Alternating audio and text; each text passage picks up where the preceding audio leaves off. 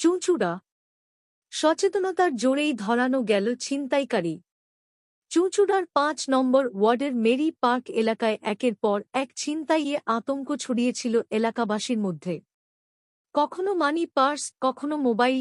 ১ মাসে ৩ বার ছিনতাইয়ের ঘটনায় চরম উদ্বেগ তৈরি হয়।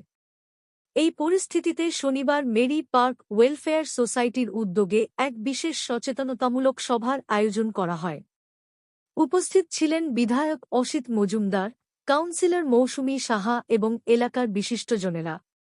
এলাকাবাসীদের সতর্ক থাকতে আহ্বান জানানো হয় সেই সভা থেকেই। পরদিন রবিবার সকালে সেই সচেতনতারই ফল মিল হাতে নাতে। এলাকায় সন্দেহজনকভাবে ঘোরাফেরা করতে দেখা যায় এক যুবককে, যে সম্প্রতি সিসিটিভিতে ধরা পড়েছিল এক মহিলার মোবাইল ছিনতাই করতে। সঙ্গে সঙ্গে সক্রিয় হয়ে ওঠেন স্থানীয়রা, ওই যুবককে পাকড়াও করে তুলে দেন পুলিশের হাতে। পুলিশ সূত্রে খবর, আগেই সিসিটিভি ফুটেজ দেখে তল্লাশি চালানো হচ্ছিল। অবশেষে এলাকাবাসীর তৎপরতায় রক্ষা পেল এলাকায় শান্তি ও নিরাপত্তা। একাধিক ছিনতাইয়ের মূল অভিযুক্ত ধৃত। সচেতনতাই এখন অস্ত্র।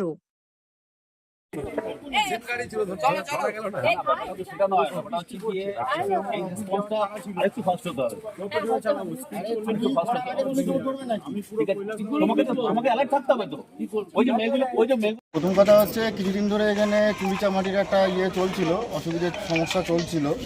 তো সেই সমস্যার পরিপ্রেক্ষিতে প্রশাসনকে আমাদের ক্লাবের তরফ থেকে, আমাদের কাউন্সিলরের তরফ থেকে জানানো হয়েছিল। তো তারা রেগুলার বেসিসে পেট্রোলিং করেছে। আমরা দেখেছি সকাল বিকেল রাত পুলিশের টহলদারি এখানে ছিল।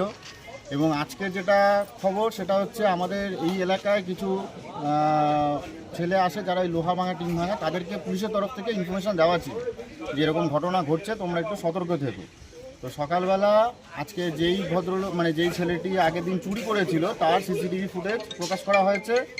পুলিশের তরফ থেকে সবার জায়গায় পাঠিয়ে দেওয়া হয়েছে, যদি কেউ ধরতে পারে যেন ইনফরমেশান দেওয়া হয়। তো তাদেরই মধ্যে যে লোহা ভাঙা টিন ভাঙা যে ছেলে, তারাই ওদেরকে আইডেন্টিফাই করে তাদেরকে ধরে। এবং তখনই ক্লাবের, আমাদের মিড পার্ক ওয়েলফেয়ার সোসাইটির যে সেক্রেটারি সদস্য, সবাইকে খবর দেওয়া হয়। তখন আমরা সেই ছেলেটিকে আটক করি। আটক করার পরে পুলিশকে খবর দেওয়া হয়, পুলিশের উপরে হ্যান্ড ওভার করে দেওয়া হয় এবং তাকে আপাতত থানায় নিয়ে যাওয়া হয়েছে।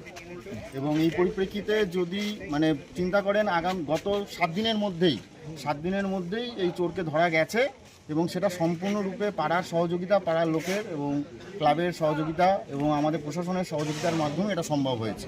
তা নাহলে এত তাড়াতাড়ি এত দ্রুতভাবে এটা সম্ভব হতো বলে আমরা মনে করি না। আপাতত প্রশাসন দেখছে, প্রশাসন যা সিদ্ধান্ত নেওয়া ওরা সেটা করবে। কিন্তু একই পাড়ায় বারংবার চুরি, দেখুন পাড়ায় চুরির যে প্রবণতাটা সেটা ছিল, সিনিয়র সিটিজেন আমাদের এখানে প্রচুর। আমাদের এটা অনেক পুরনো পাড়া। এবার যারা ইয়াং ছেলে তারা সবাই কর্মসূত্রে বাইরে থাকে। পাড়াতে লোক যদি বলেন যে হ্যাঁ অল্প বয়স্ক ছেলেপুলে খুবই কম, তারা কাজে বেরিয়ে যায়, নয় বাইরে থাকে, এখানে কেউ থাকে না। এবার যথারীতি সেই খবরটা হয়তো এদের কাছে, দুষ্কৃতী যারা আছে তাদের কাছে খবরটা আছে, সেই জন্য তারা সদ্ব্যবহার করেছে। কিন্তু হ্যাঁ, এটাও ঘটনা, সদ্ব্যবহার চেষ্টার পরেও তারা হয়তো 2-3টে বিক্ষিপ্ত ঘটনা ঘটেছে।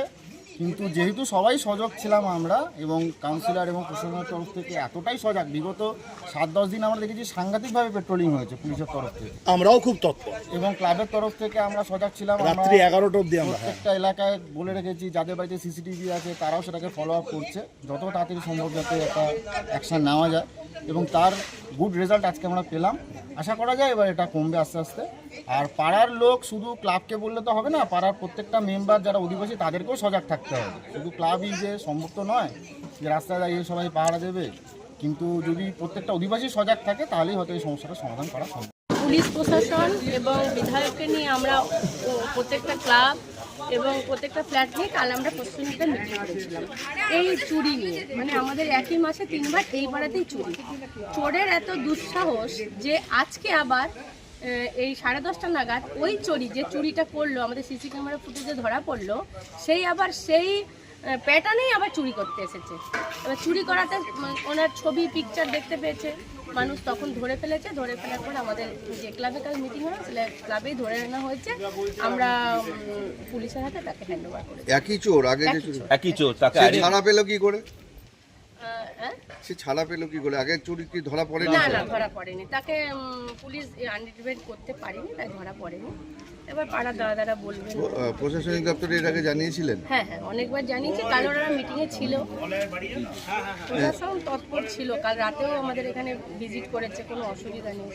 মানে কালকেই চুরি নিয়ে মিটিং, আজকেই আবার সেই রাতেই চুরি। হ্যাঁ হ্যাঁ, এর আগেও তো এখান থেকে মোবাইল চুরি হয়েছে, মানুষ নিরাপত্তাহীনতা। আপনি তো এখানকার প্রতিনিধি, কি বলবেন, কতটা সুরক্ষিত মানুষ? না সুরক্ষিত না, দেখুন একটা বেপাড়ার লোক এসে আচমকা একটা মোবাইল নিচ্ছে, সেটা নিয়ে সুরক্ষার প্রশ্ন আসে না। আমরা সবাই মিলে একত্রিত হয়ে লড়াইয়ে নেমেছি, তাই আজকে ধরা পড়েছে। পরবর্তী দিনে কি সিসি ক্যামেরা কিংবা আরজি পার্টি সব কিছু চিন্তা ভাবনা করছেন? না কিছু তো জায়গায় লাগানো আছে, সবাই আস্তে আস্তে দিয়েছে লাগাবে, নিশ্চয়ই লাগাবে। ক্লাব যে যার পাড়া যে যার বাড়ি নিশ্চয়ই সেফটিতে আনবে। কিংবা এই পেট্রোলিং এর জন্য কি বলবেন, প্রশাসনকে আরো তৎপর হওয়ার দরকার আছে, আপনি কি মনে হ্যাঁ করেন? নিশ্চয়ই আরো তৎপর করতে হবে। তা আপনারা কি সমবেতভাবে কি কোনো অভিযোগ জানাবেন এবার থানায়? আমরা লিখিত জানিয়েছি, ওনারা এসেছেন এবং তৎপর আছে পুলিশ। আবার আমরা জানাবো, উপরে নেতৃত্বকে জানাবো, পুলিশকে জানাবো। সে তো বারংবার শুধু জানানোই হচ্ছে, কিন্তু ফলস্বরূপ তো কিছু হচ্ছে না। না ফলস্বরূপ হয়েছে বলেই তো আজকে ধরাটা পড়লো। সেটা আপনারা ধরলেন, প্রশাসনিক দপ্তর দিয়ে কোনো তো। প্রশাসনিক দেখুন রাত 12টাও কালকে ওনারা আমাদের এলাকায় ঘুরেছে। এবার যখন চোরটা আসছে তখন তো পুলিশের এত বড় এরিয়া, কি মনে করেন যে একা না একাধিক আছে এর মধ্যে? একাধিক আছে কিনা বলতে পারবো না, কিন্তু এই একজনকেই যখন আমরা দেখছি বারংবার, বলতে পারছি না সেটা। কোথাকার কিছু বললেন? না কোথাকার বলতে পারছি না, সেটা পুলিশ। নাম আছে কি? আপনার নাম আছে? মৌসুমী শাহ, 5